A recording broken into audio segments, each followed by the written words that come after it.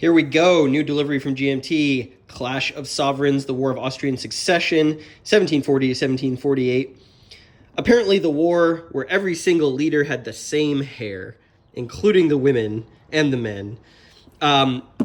In all seriousness, this is the new game using the Clash of Monarchs card-driven, I don't know what I would call it, a system, but certainly similar rule set designed by Bob Kalinowski, who is somewhat of a expert on 18th century European topics. Bob Kalinowski obviously did Clash of Monarchs in this game, and then I believe he also worked on some other games about this period at sort of a more granular scale.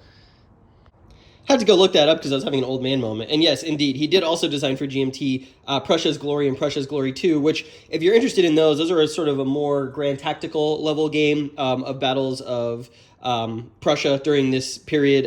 Stephen Dolges has been doing some playthroughs of Prussia's Glory on his channel, if you want to check those out. Those games, pretty easy to find on the secondary market, but have been out of print for a long time. I believe they came out in the mid-2000s. But anyways, Clash of Sovereigns. So I'm very interested in this because I love multiplayer CDGs. Love the cover image, the cover painting that they chose there. Look at that battle. Look at the linear columns of troops fighting here. This is, so I played Clash of Monarchs, a little history here. I played Clash of Monarchs several years ago and had an absolutely miserable time with the game. The game was very involved and very long. And it was a 4-player game, and obviously that's the 7 Years' War. And we played all day, and we got through 2 turns, and we found that 2 of the players, the French and British front in Western Europe, didn't have a lot to do for much of the early game. And so it was just generally not a very fun experience, and we never played it again. And which is a bummer because I really liked that topic, and I actually really liked some of the stuff that was going on in the rules. It was just the amount of input that was required into that game to get some fun out of it was too high. And the game was really a little bit bloated, I guess, in my opinion. But it was a really nice production. So this is sort of the sequel, Clash of Sovereigns. And the reason you might think, well, if you didn't like that game, why are you picking up the sequel? Well, part of it is we don't have a lot of good wars on the Austrian succession, right? We've got Maria from Histogame, which is fantastic. One of the best 3-player war games, in my opinion, that exists out there. But it doesn't tackle that. It's kind of abstract, right? We don't have something that tackles a detailed historical approach to the War of Austrian Succession, sort of for the whole thing, and at a real sort of like more consim level than sort of game level. I believe there is a No Peace Without game from Compass that might cover Austrian Succession. I can't remember. It might be No Peace Without Honor, but I'm not sure. I think there's one. Either it's that or 7 Years' War. I can't remember. But anyways, I was very excited about this because Bob has taken the core engine from Clash of Monarchs and pared it down. So if we look here at the game components, we've got a lot of similar stuff. The map even looks pretty similar. Cards have kind of that same layout, and here's some of the counters. But the game components, the rule book, in Clash of Monarchs, from what I recall, it was an extremely involved game. And so I am hoping that Bob has taken a scalpel to some of the stuff in that game that made it a little bit bloated and managed to slim it down to something that's a little more playable. Now, obviously, the War of Austrian Succession was a lot smaller of a conflict than the 7 Years' War, just in terms of the number of troops involved, I believe. So that would automatically make it a bit more manageable. So I thought we would just take a look in here and see what we got. We've got red and blue dice. It's a D6 system. Looks like we've got Prussia deck, so pretty thin deck here. And this is sort of an ops and event kind of system here that you're looking at that you might be familiar with other CDGs. Looks like here we've got the British and Piedmontese deck. I don't know if that's the whole thing. We'll open these in a minute. We've got France and Spain, who are sort of joined, and then we've got Austria, who you can't have the War of Austrian Succession without Austria and Maria Theresa here. We've got a deck of cards here that I am not sure what these are. Oh, you know what? I was reading about these. So these are an optional rule, I believe, that add battle effects to particular battles. So depending on, you flip one of these at the start of a battle, and depending on what kind of battle you have, you get different effects, which is kind of cool, sort of like randomizes the combat a little bit to make it a bit less deterministic. Here's an errata sheet from March. Let's see what's in here. Markers. Okay, so some of the counters have some stuff printed on them that doesn't look like it affects play. Some of the cards unfortunately have one of the names on the cards is wrong. One of the starting cards is not labeled as starting. That's unfortunate. The playbook has some errata and sort of a clarification about played events. So unfortunate that the game came with some errata here. Again, someone was commenting when I did Battle of White Plains that it seems like there's been a higher degree of errata coming with games recently, not just from GMT, but as someone who's designing a game, I know how very hard it is to get everything covered. This doesn't look too bad, but the fact that Clash of Monarchs had some significant errata, the map was misdrawn in several places, and the fact that this game also has some errata on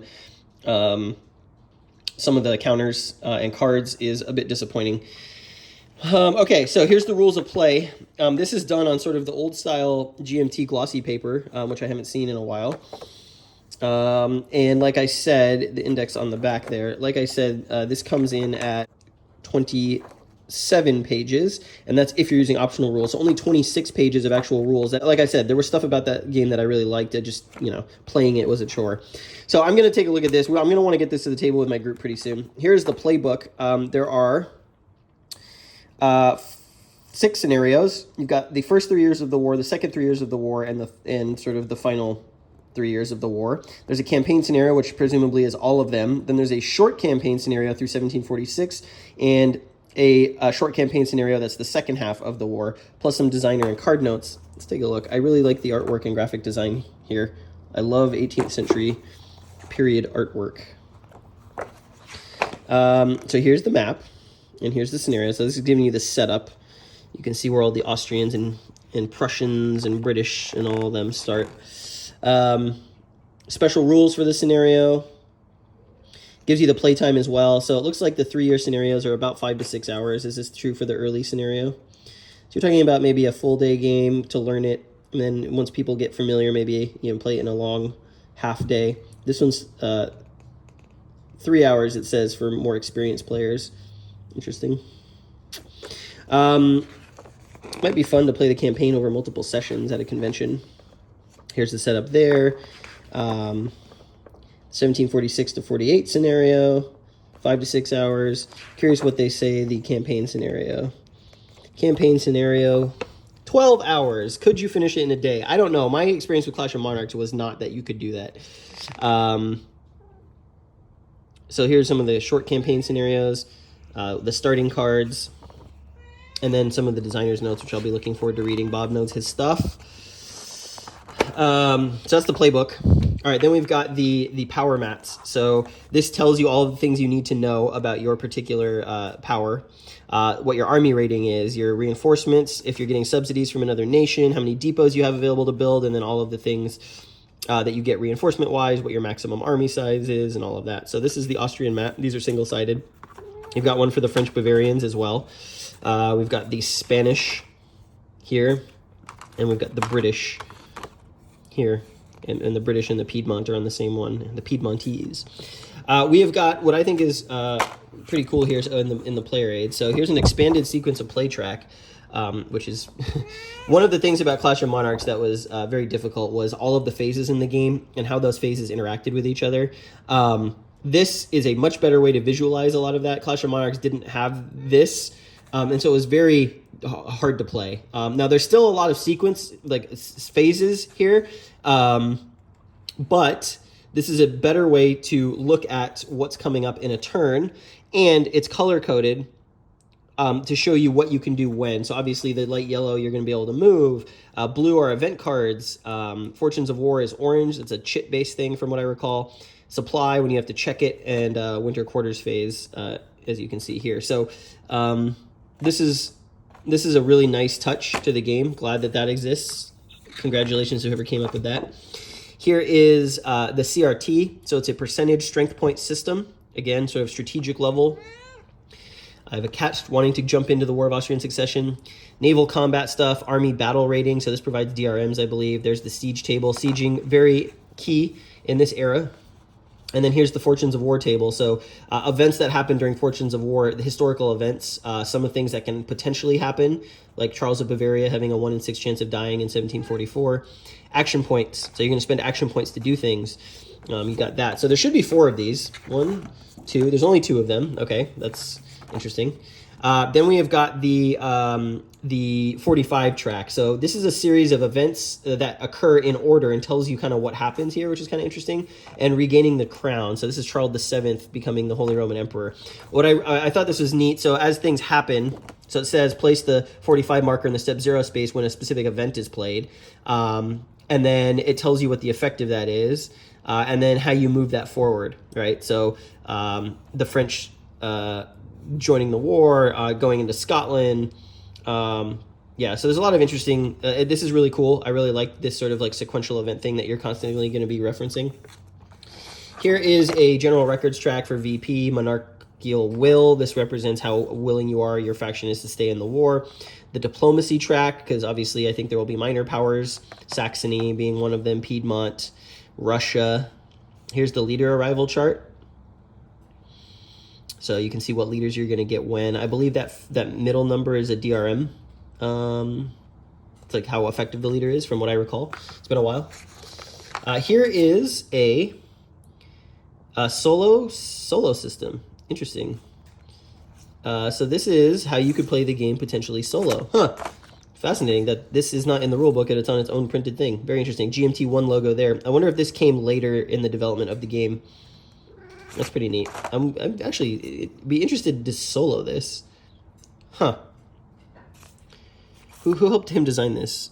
Ken Kuhn. Ken. He's local to me here. I've met him several times. We do have a paper map in here. It's not mounted, but I believe there's going to be a mounted map coming that on one side is going to have the Clash of Sovereigns map, on the other side have a new Clash of Monarchs map with the fixes. So here we've got the counters. We've got Prussians and we've got French done in sort of the classic GMT style. Counter art by Mark Simonich, Alessandro Paluzzi, and Justin Martinez. So these are the nice, thick, deluxe brown cord stuff that GMT has been doing. Here we have got the British and the Austrians. And you can see we've got some Austrian, what does that say? We've got Croats.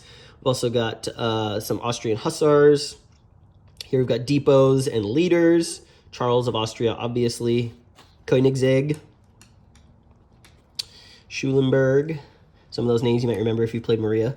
Here's the British pragmatic army. Going to be Hanoverians, Hessians, Danish troops. They don't have many, but they do have lots of fleets. And some of their leaders, George II, Cumberland, Lord Stair. And here we've got the final counter sheet, 3 counter sheets worth of stuff here. These are big counters, by the way. These look to be about 9/16 of an inch, it looks like. We've got Dutch units. We've got Russian units here. We have got Spanish units here. Not very many of them. Looks like we have Genoese units here, Genoese French units. We have got Saxons. And here are some Fortunes of War chits, siege markers, event markers. Here's some Naples units. Spanish Neapolitans, Modena, and there's some markers as well there. Let's spread out the map and we'll show you that. So here we can see the different size decks that we've got. Interestingly, each faction has variable size decks. I don't know if that's supposed to represent efficiency or how this is going to work, but the Prussian deck is really thin compared to the others. I think there's only 24 cards in it for the Prussians, versus, the French-Spanish deck has 47 cards in it, double, basically. The Austrian deck is a little bit smaller, and then the British Pragmatic deck, British Piedmont deck, is also very large. But here you can see what some of the cards look like. You've got your ops in the upper left. The event, when you play it, it's got sometimes are one-time events you remove if used. There's battle cards. The French deck has French cards and Spanish cards in it, and I'm curious how that's going to work, where if you must play your Spanish cards in Spain, which is kind of cool. You're kind of split between 2 factions. It's an interesting way to design the game. This is an interrupt Play immediately after a successful bait event. So lots of stuff here. I remember the cards being the most interesting part of this game, the effects that they could have and how that would change things up. Very excited to play this. Let's spread the map open. So it is a long map. It goes almost all the way to the toe of Italy. Kingdom of Naples, Italy. We've got Piedmont here.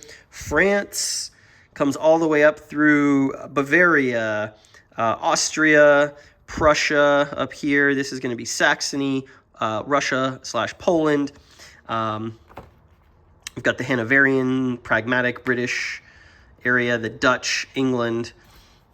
White is going to be Austrian Netherlands. So again, if you've played Maria, you know why the map was split in half and there's a west and eastern part, because Austria is all over the place. Spain is all over the place. I believe there is also... Here's Mediterranean fleets. Here's India. So you can influence things in India. There are three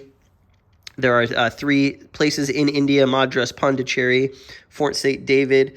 Obviously, this was sort of the time of the advent of the British East India Company, was pretty young.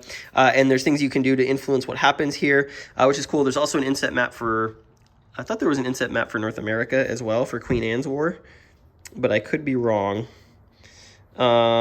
In the rules, it made reference to that, but I don't see it on here. Here we've got reminders about interception and withdrawal. Here we've got a year track, turn sequence, player order. So player order is kind of variable, holding boxes for some things. So yeah. Here's Louisburg. Okay, yeah. So here's North America. So based on who controls Louisburg, there's some VPs, it looks like. This obviously being in Canada. You can put some influence in there. So overall, pretty nice looking map, pretty functional. It is a vertical map, so you're probably going to sit around the table like this. Like I said, there does appear to be a mounted map coming to GMT that will have this on one side and the Clash of Monarchs on the other, which is pretty cool. I might pick that up, depends, but we're going to try and play this first and see what we think of it. Clash of Sovereigns, a game about a topic that I wish would have more games about it. The Austrian War of Succession, War of Austrian Succession, 1740 to 1748. Frederick the Great, how he made his name. Yeah. So anyways, let me know if you got this and you're going to play it, or what you thought of Clash of Monarchs. And, hopefully I can do sort of an AAR on our first game when we do play this. I am looking forward to it.